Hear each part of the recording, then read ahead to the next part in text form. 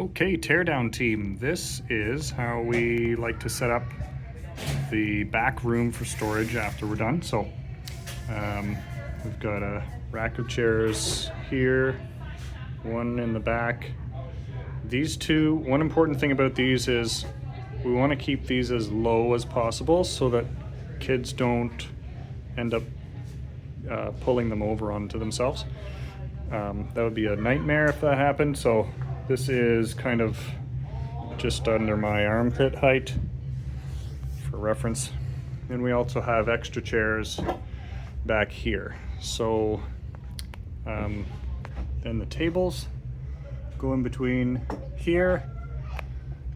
Back behind there, I've got the big subwoofer underneath those red bins. And then there's a monitor and the bass amp. So those all have to fit back in there first. And then we'll do a row of chairs out to around there.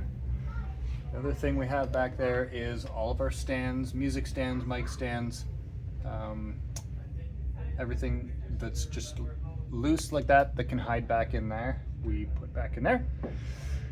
And then stack up the chairs, and none of these racks are really good for going all the way to the top. So they can go to about where you see here, but then they start to get pretty hard to push and the chairs become pretty unstable. So that's why part of our strategy here in the final packing things in is to do two things. One is to try to make sure everything's stable and braced either against the wall or something else, and also to kind of hopefully keep any gaps from happening so that kids aren't going back in behind during school week and hiding in there or climbing or getting hurt, things like that. So this is how we're going to try doing it. And if you are, whatever, at the end of service or later on